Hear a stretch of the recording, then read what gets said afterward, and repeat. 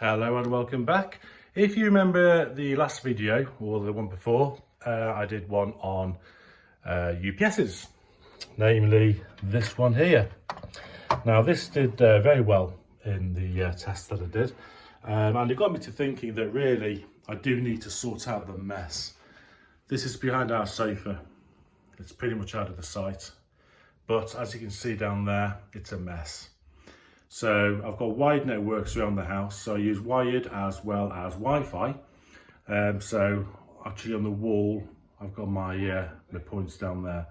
So this is the main router that we get our provider from. This is Vodafone. And then we have a few wires coming out of there to power like the Hive and the Alexa and stuff. And then this is what we use for our main router. This is our main wireless access point, which has also got a load of wires coming out. One of the main reasons we do that is because we often change providers, get different modems, and it's a nuisance having to reprogram everything or reprogramming the modem or the router. So the idea behind this is that we could just get whatever we want from that box there, whatever provider we want, and then that feeds the router. So the router's got its own access name and password, which everything's already programmed to. And it's just a bit easier, and also that's a much better router, wireless router, than that modem is. So that's the main reason. But I wanted to have a look down this mess, and it is an absolute mess, and that became more apparent when trying to suddenly unplug plugs from the back of these two devices to go into said router. So today's mission is to tidy all this up. I've got myself this little thing down here, little cabinet thing. That's going to go in the corner, which is going to house everything. In order to get rid of a lot of the wiring, I'm actually going to make my own patch leads up as well. So I'm going to have all the patch leads made to measure, and that's what we're going to do. So for me to do that, I'm going to be disconnecting the internet in a few moments. So temporarily, we've got a wireless provider that we use for when we go away in the caravan. So that's currently what we're using here. That's powered by battery. That should last me the rest of the day, no problem. So that's going to give us internet to use whilst all this is down. When I've done my patch leads, we've got this little device here that will just check and test to make sure everything's working as it should. Keeping everything tidy, using cable ties, very important. And then I've got my technical toolbox, which is an absolute mess. This is going to be what I'm going to be using today. I've got all my cables and my network cables, and hopefully, yes I have, my plugs, crimping tool, cutters. So let's make a start. Right, so there are some things that I just can't change and have no control over. So this RJ11, this lead here, this is for our home security system that's actually panelled the other side of this wall. This is kind of fixed, so I have not much control over that.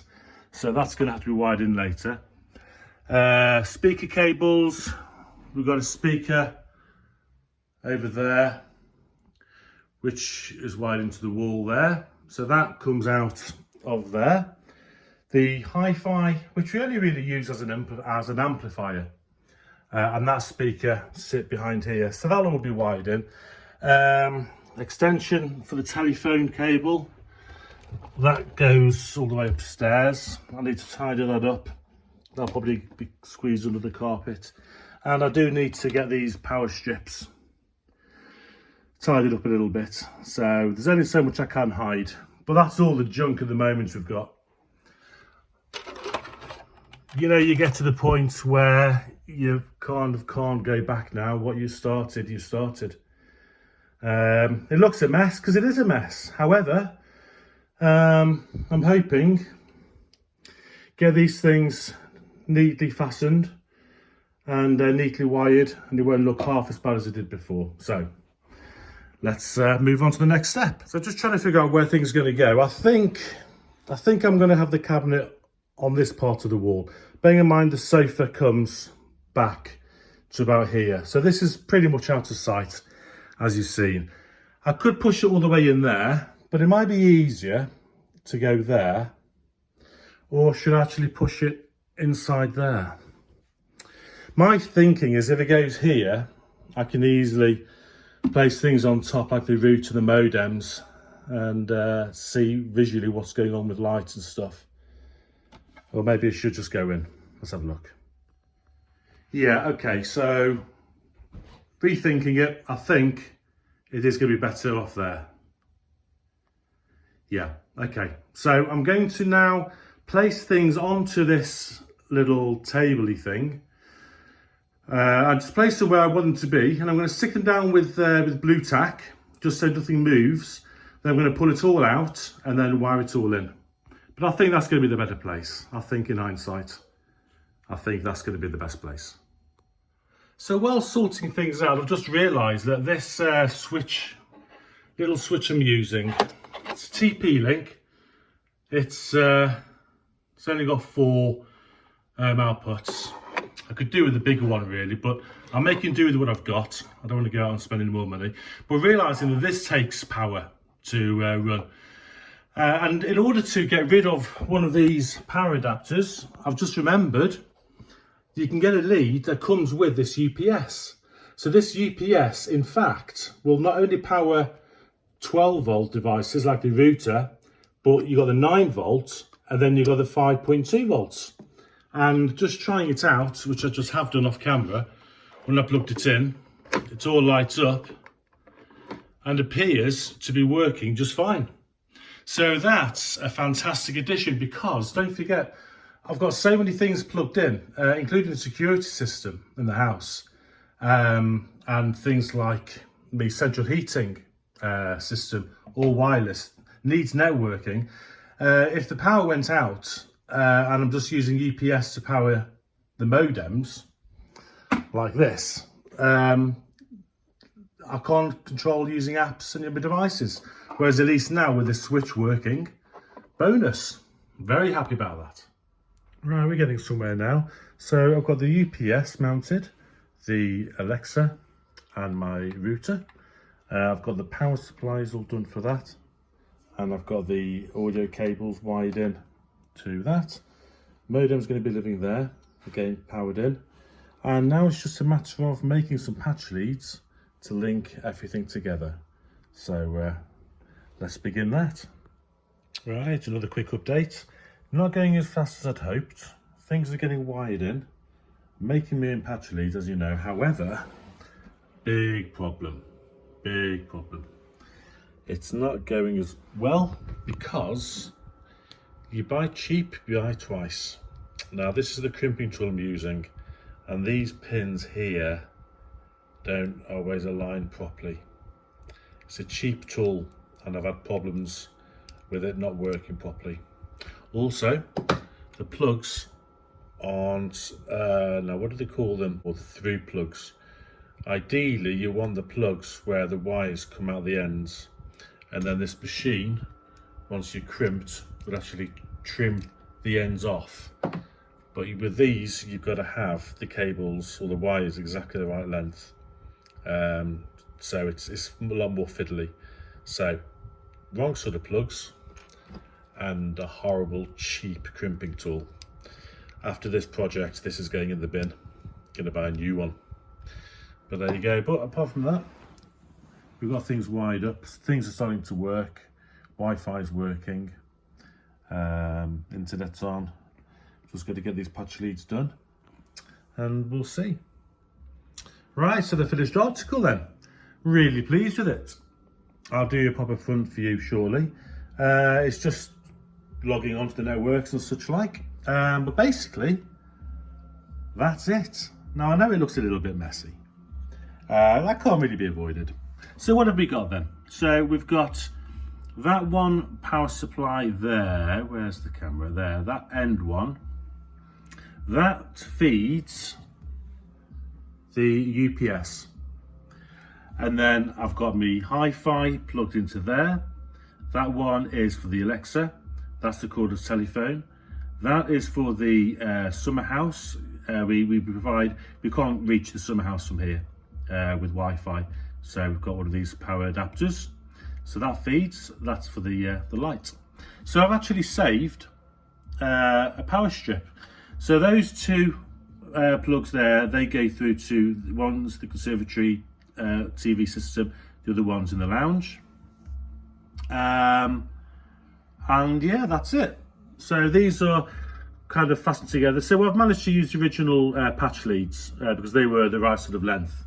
I wanted enough length to be able to pull this system out as and when needed. Now, what I've done, I've actually saved having to use this power strip, and I've saved having to use these other adapters. Purely, now I don't know how long this is going to last, I'm probably overpowering it, but so far it's working and there's no heat, there's nothing happening.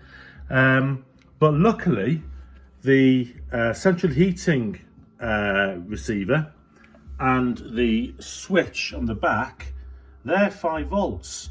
So I've combined those two together via USB. Where are we? Via USB, which then go to the USB output on here. So 2 devices powered via USB. They are low powered, so I might just get away with it. And this is the input. This is the output to the 2 routers, or to the router 1 and to the modem, which is there. So everything critical is now powered via the UPS. And if ever I want to test the UPS, you've got your light to the front indicating, but if I want us to keep it running and keep it checking, to kill everything, I just do that one unplug and everything's working. It's all still connected via UPS, the modem and the router. I think you can probably see those lights there. So it's all working absolutely fine, and I've been trying it on and off for the last sort of half hour or so whilst tidying up, and everything's working. Nothing seems to be overheating or getting in the slightest bit warm. So I think I might have just done it. So all these wires will now just gather up as I push this unit back in, and I'm absolutely thrilled with what's happened. So let me just tidy up and then we'll have a look, see where we are then. Okay, finally we're done. We're finished, we're working. And there's the finished product. I am very happy with that. I don't think that could have gone any better. So on the top, we've got the router that provides us all the Wi-Fi. The right hand side, we've got the UPS, which is working absolutely fine, and the Alexa. There we go, she's kicked in. The hi-fi that we only really use as an amplifier for Alexa, that distributes it around the lounge. The modem, wired in there, and then the speaker for this channel, this side. I gotta say, this would have been done a lot sooner had I got the right equipment. So the lesson there is, do not buy cheap tools. Buy cheap, buy twice. So if you're going to buy a crimping tool for RJ11s, don't get cheap nasty ones thinking I'm only going to use it a couple of times, because they don't line up properly, they don't crimp properly, and it's a waste. So there you go, lessons there. But I have to say, I've been running it on battery on the backup. It works just fine. Just putting the room back together now before I get into trouble for making a mess. But there we go. It's all perfectly out of sight. Well, not really out of sight as such, but it's as much as I want it to be out of sight. I can keep an eye on the light, so I know there's a problem with the internet. I can see what lights are on the router. We can access the hi-fi, and the Alexa's there for us, which picks us up. And anytime I wanted just to try it out and test it, because it's important to test these things out, anytime that can be done purely by unplugging the power source. So now you can see everything's still lit.